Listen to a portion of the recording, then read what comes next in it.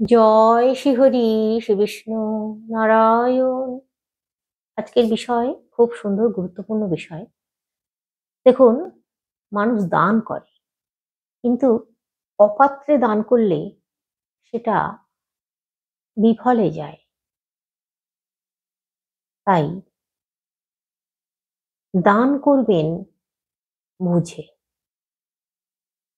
আর একটা জিনিস, সাধ্যের বাইরে কখনো দান করবেন না। নিজের সাধ্যের মধ্যে যেটা কুলাবে সেই জিনিস দান করুন। দানের নেশায় অনেকে নিজের গৃহের অমঙ্গল ডেকে আনে, নিজের গৃহে অশান্তি ডেকে আনে। এমন অনেক মানুষ আছেন, কিন্তু সেই রকম করলে কোনো সুফল পাওয়া যাবে না। আর যিনি নিজের সংসারকে হাজিয়ে সমস্ত জিনিস দান করে দিচ্ছেন, তিনি কিন্তু পুণ্য তো করছেনই না, বরং পাপ করছেন। তাই দান করবেন বুঝে, আর নিজের ক্ষমতার মধ্যে দান করুন।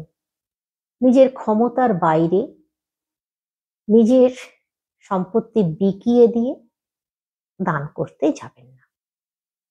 তবে নিশ্চয়ই দান করা খুবই ভালো, খুবই শুভ। আপনাদেরকে আজকে বলবো এমন 4 ব্যক্তির কথা, যাদেরকে দান করলে আপনি 10 গুণ ফিরে পাবেন, মানে ফেরত পাবেন। আর আপনার গৃহে শান্তি বিরাজ করবে। মা লক্ষ্মী সারা জীবন আপনার সাথে থাকবে। নারায়ণের কৃপা লাভ করবেন, আধ্যাত্মিক ভাব আসবে, সংসারে পরিবারে সমস্ত মানুষদেরকে নিয়ে আনন্দে দিন কাটাতে পারবেন। এমন বহু মানুষ আমি দেখেছি যাদের অগাধ সম্পত্তি, টাকা পয়সা, তারা দান করে না। তাদের হাত থেকে বিন্দুমাত্র জলও গলে না। তবে এমনটাও মোটেই ভালো জিনিস নয়, সেটাও কিন্তু অমঙ্গলের। তারা হয়তো অনেক অর্থের অধিকারী, টাকার বালিশে টাকার গদিতে তারা শুচ্ছে, কিন্তু দেখবেন শান্তি তাদের নেই। তাদের সবসময় নিজের মনেও কোনো শান্তি নেই, তাদেরকে ভয় তাড়া করে বেড়ায়। এমন অনেক মানুষ আছে। আর গৃহের মধ্যেও, গৃহের পরিবারের মানুষজনদের সঙ্গেও শান্তি নেই, আনন্দ নেই, সবসময় নিরানন্দ তাদেরকে বয়ে বেড়াতে হয়। তো আপনাদেরকে বলবো, ভালো থাকতে গেলে, সুখে শান্তিতে থাকতে চাইলে, গৃহের মঙ্গল চাইলে, টাকা পয়সা অগাধ রোজগার করাটাই কিন্তু শেষ জিনিস নয়। শান্তি, আনন্দ, ভালো থাকা, এগুলো কিন্তু খুবই প্রয়োজন। সুস্থ থাকা। তো যাই বা হোক, যেটা আপনাদেরকে বলছি, কি জিনিস দান করবেন, কোন মানুষকে দান করবেন। এমন 4 জন মানুষের কথা বলছি আপনাদেরকে। এদেরকে কখনো খালি হাতে ফেরত পাঠাবেন না, কখনো না, ভুলেও না। আপনার ক্ষমতার মধ্যে 10 টাকা 20 টাকা যা হয় দেবেন। অন্তত পক্ষে কিছু যদি আপনি নাও পারেন, 1 টাকাও অন্তত দেবেন। কোনো দিনও খালি হাতে ফেরত পাঠাবেন না। আর চেষ্টা করবেন যেটা দেবেন যেন সেটা তার প্রয়োজনে লাগে, কিছুটা হলেও তার প্রয়োজনটা মেটে। তো প্রথম যে মানুষটার কথা বলবো, কোনো বৃদ্ধ বা বৃদ্ধা ভিক্ষুক আপনার কাছে হাত পাতছে, আপনার গৃহে এসেছে, আপনার দরজায় আপনাকে কিছু চাইছে, সাহায্য করতে বলছে, অবশ্যই কিন্তু সাহায্য করুন। ওই যে বললাম, আপনার সাধ্যের মধ্যে যেটা দেওয়া সম্ভব, তার উপকারে লাগে আপনি তাকে সাহায্য করুন। দেখবেন এই বৃদ্ধা বা এই বৃদ্ধাদের বা বৃদ্ধদের অশেষ করুণা কৃপা আপনার উপরে বর্ষিত হবে। আর নর মানে মানুষ, নরের মধ্যেই নারায়ণের বাস, তাই নারায়ণ সন্তুষ্ট হবেন। এরপর আপনাদের গিয়ে যে মানুষের কথা বলবো, এই মানুষ হচ্ছে সমাজে খুবই এরা অবহেলিত। এই মানুষ হচ্ছে হেঁচড়ে। এরা যদি আপনার কাছে হাত পাতে, ট্রেনে বাসে বা আপনার গৃহে রাস্তায় যেখানে হোক, এরা যদি আপনার কাছে হাত পাতে কিছু সাহায্য চায়, কখনো ভুলেও কিন্তু ফেরাবেন না। 10 টাকা 5 টাকা 20 টাকা যা দেওয়া সম্ভব এদেরকে দেবেন। আর একটা কথা এখানে বলে দিই, এনাদের আশীর্বাদ খুব কার্যকরী হয়, আর এনাদের অভিশাপ সেটাও কিন্তু খুব কার্যকরী হয়। বাস্তবে বহু ক্ষেত্রেই দেখা গেছে। তাই এদেরকে কোনো মতেই রাগানো চলবে না। এদের অভিশাপের কবলে পড়লে কিন্তু জীবন ছারখারও হয়ে যেতে পারে। তাই কিছু এদেরকে যথাসাধ্য দেওয়ার চেষ্টা করবেন। আর একটা জিনিস বলে দিই আপনাদেরকে, এদেরকে যখন টাকা দেবেন, আপনি যেটা দিলেন, তারপর 1 টাকার একটা কয়েন বা 2 টাকার একটা কয়েন যদি থাকে বা 5 টাকার কয়েন, আপনার কাছে যে কয়েনটা আছে সেই কয়েনটা এনার হাতে দেবেন। দিয়ে বলবেন যে আমাকে একটু দাঁতে কেটে দিন। উনি যদি আপনাকে ওই কয়েনটা দাঁতে কেটে দেন, আপনি ঘেন্না না করে সযত্নে নিজের কাছে নিয়ে নিন।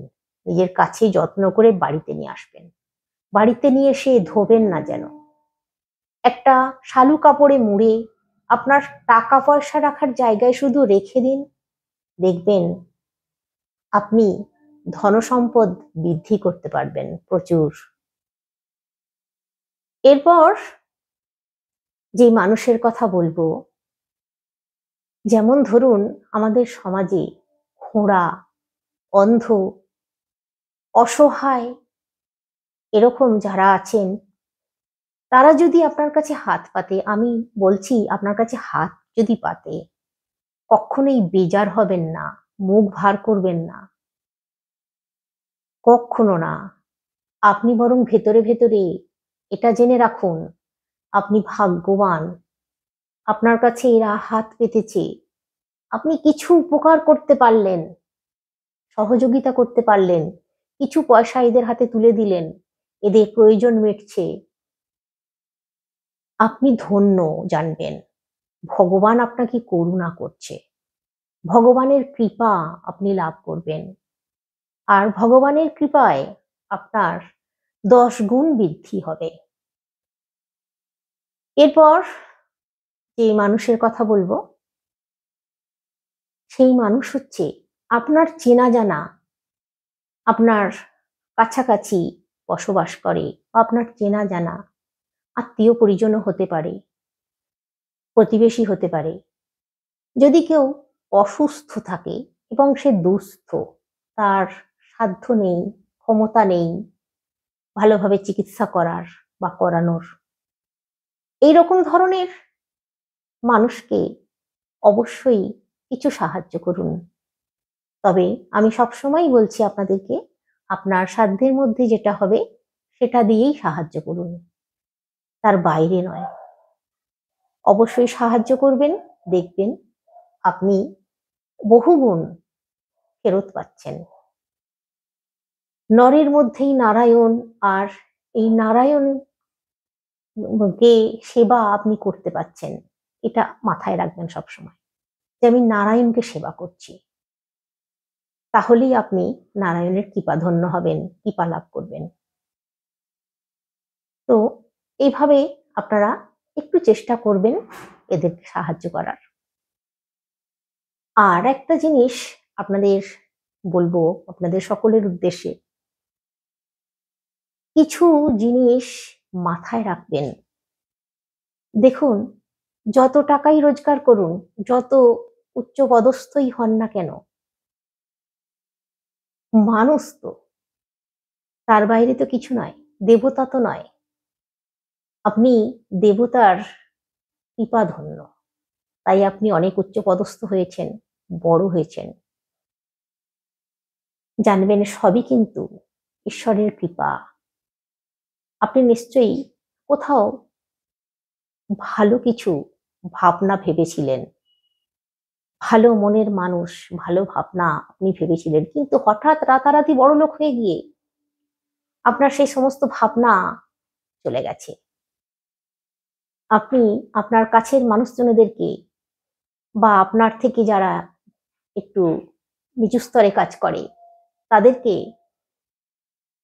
খুব মানে খুব ক্ষীণ চোখে দেখছেন, নিজেকে খুব বিশাল কিছু ভাবছেন, আর তাদেরকে খুব অবহেলার চোখে দেখছেন, তাচ্ছিল্য করছেন। এই মনোভাব আপনার মধ্যে এসে গেছে। এটা কিন্তু আপনার জন্য জানবেন ভীষণ ক্ষতি। আমার কথা মিলিয়ে নেবেন। আগামী দিন আরো পড়ে আছে, এটা তো আপনার বর্তমান অবস্থা, ভবিষ্যৎ তো আছে। তো সেই দিকটা চিন্তা করে নিজেকে সেইভাবেই চালানোর চেষ্টা করুন। না হলে কিন্তু দেখবেন কোনো না কোনো দিক দিয়ে আপনার মানসিক কষ্ট পেতেই হবে। তো আজকে এই ছিল। অনেকেরই হয়তো ভালো লাগবে, অনেকেরই ভালো লাগবে না, আমি জানি। তো অবশ্যই কমেন্ট করবেন, জানাবেন। আজকে আপনাদেরকে একটি ফুলের কথা বলে দিই। শীতকাল, তাছাড়া যে কোনো সময়, যে কোনো মরশুমে এই ফুল গাছ নিজের গৃহে রাখা যায়। আর এই ফুলের গাছ গৃহে থাকলে কি হয়, আর কিভাবে এর ব্যবহার করলে কি ফল পাওয়া যায়, এ সমস্ত বিষয়ে আজকে আলোচনা আপনাদের সঙ্গে করছি। আপনারা সঙ্গে থাকুন পুরো ভিডিওটা প্রথম থেকে শেষ পর্যন্ত, আর একটা লাইক অবশ্যই করে দিন। এই যে ফুলটার কথা বলছি, এই ফুলটা হচ্ছে নীল অপরাজিতা ফুল। সাদা অপরাজিতা ফুলও হয়, তবে সাদা অপরাজিতা ফুলটা খুব রেয়ার। নীল অপরাজিতা ফুল বেশিরভাগ ক্ষেত্রেই দেখা যায়। কৃষ্ণকান্তা, বিষ্ণুকান্তা এর আর এক নাম। তো এই অপরাজিতা গাছ একটা যদি গৃহে থাকে, তাহলে সেই গৃহ খুব শান্তির হয়, খুব সুখের হয়। অপরাজিতা ফুলের গাছ আবার যদি সঠিক নিয়ম মেনে সঠিক দিকে রাখেন, তবেই ভালো ফল লাভ করবেন। আর যদি এর অন্যথা করেন, তাহলে কিন্তু বিপরীত প্রতিক্রিয়া শুরু হয়ে যেতে পারে। সেই ক্ষেত্রে অপদেবতার বাস শুরু হয়ে যেতে পারে। কারণ এই নীল অপরাজিতা ফুল হচ্ছে মা দুর্গা, মানে এই নীল অপরাজিতা ফুলের গাছে মা দুর্গা স্বয়ং থাকেন। ভগবান বিষ্ণু ঠাকুরেরও এই নীল অপরাজিতা ফুল খুব প্রিয়। এমনকি নীল অপরাজিতা ফুল সমস্ত দেব দেবীদের দেওয়া যায়, সাদা অপরাজিতা ফুলও দেওয়া যায়। বিশেষ করে নীল অপরাজিতা ফুল মহাদেবকে নিবেদন করতে পারেন, ভগবান বিষ্ণুর শ্রীচরণে নিবেদন করতে পারেন, মা দুর্গার যদি পিকচার বা ফটো থাকে সেখানে আপনারা নিবেদন করতে পারেন, এমনকি মা কালী, মা তারাও যদি থাকেন, নীল অপরাজিতা ফুল এনাদের চরণেও দিতে পারেন। সাদা অপরাজিতা ফুল আপনারা মা লক্ষ্মী, মা সরস্বতীকে দেবেন। এবার আপনাদেরকে বলি কি হয় আর কোথায় রাখবেন এই নীল অপরাজিতা ফুল বা সাদা অপরাজিতা। বিশেষ করে এই নীল অপরাজিতা ফুলের কথাটা বলি। এই ফুলের গাছ আপনারা আপনাদের ঈশান কোণে, মানে উত্তর পূর্ব কোণ, এই কোণে যদি রাখতে পারেন, ঈশান কোণে, তাহলে আপনাদের গৃহে আধ্যাত্মিক ভাব আসবে, আপনাদের গৃহে শান্তি বজায় থাকবে। আর এই ফুলের গাছ যদি উত্তর দিকে রাখেন, তাহলে আপনাদের গৃহে ধন সম্পদ বৃদ্ধি পাবে, আপনাদের গৃহে সুখ আসবে। আর এই ফুলের গাছ যদি পূর্ব দিকে রাখেন, তাহলে আপনার গৃহের মানুষজনদের আয়ু বৃদ্ধি হবে, আর্থিক উন্নতি হবে। তারপর গৃহের ছেলে মেয়েরা যারা পড়াশোনা করছে, শিক্ষা বৃদ্ধি পাবে, অনেক অনেক উন্নতি করতে পারবে শিক্ষায়, যদি পূর্ব দিকে থাকে। এবার বলি, এই গাছ বৃহস্পতিবার, শুক্রবার, এই দুটো দিন বাঁচবেন এই ফুলের গাছ গৃহে আনার জন্য। যেখান থেকেই আনুন, যদি নার্সারি থেকে আনেন বা যেখান থেকে কিনে আনুন বা কারোর বাড়ি থেকে আনুন, আপনার গৃহে আনবেন যখন, বৃহস্পতিবার অথবা শুক্রবার দিন দেখে আনবেন।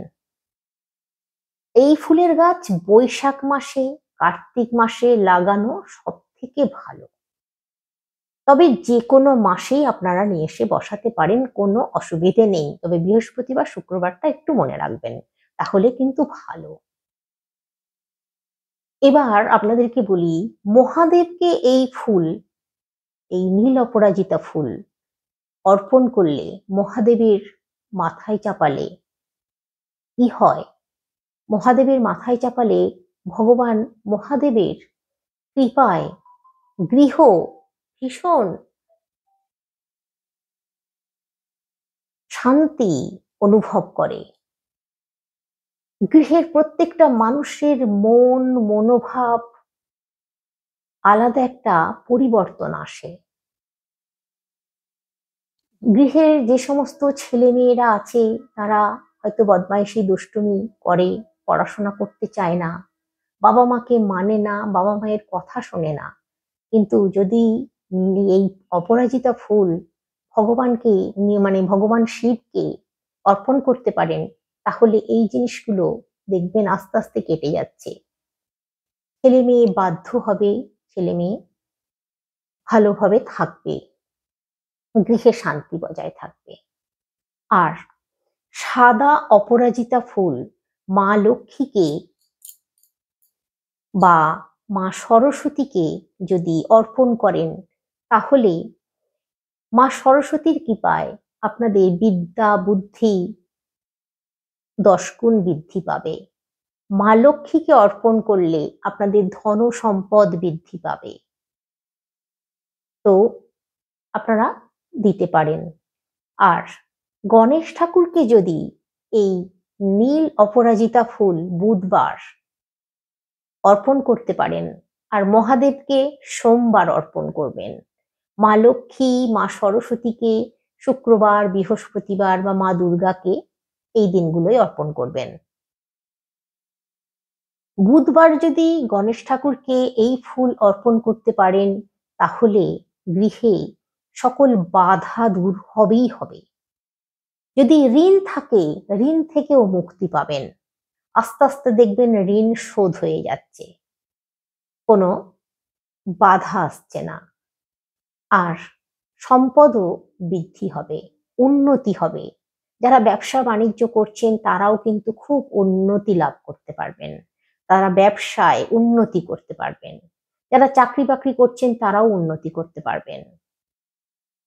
তো আপনারা এই ফুল গণেশ ঠাকুরকে বুধবার দিন অর্পণ করুন, আপনাদের গৃহে মঙ্গল আসবে। নীল অপরাজিতা ফুল বা সাদা অপরাজিতা ফুল আপনারা গৃহের যেদিকে বললাম এই দিকগুলোই লাগান। ভুলেও দক্ষিণ দিকে বা পশ্চিম দিকে লাগাবেন না যেন। দক্ষিণ পশ্চিম কোণ বা দক্ষিণ দিক পশ্চিম দিকে এই ফুলের গাছ লাগালে গৃহে শান্তি বিঘ্নিত হবে, গৃহে অপদেবতা বসবাস করবে, অলক্ষ্মী প্রবেশ করবে, গৃহের মধ্যে থেকে ধন সম্পদ আস্তে আস্তে বিকিয়ে যাবে। তাই এই গাছ সঠিক দিকে সঠিকভাবে নিয়ম মেনে লাগান, না হলে কিন্তু বিপরীত প্রতিক্রিয়া শুরু হয়ে যেতে পারে। তো আজকে আসছি, সকলে সুস্থ থাকুন, ভালো থাকুন, শ্রীহরি শ্রী বিষ্ণু নারায়ণের কৃপায়।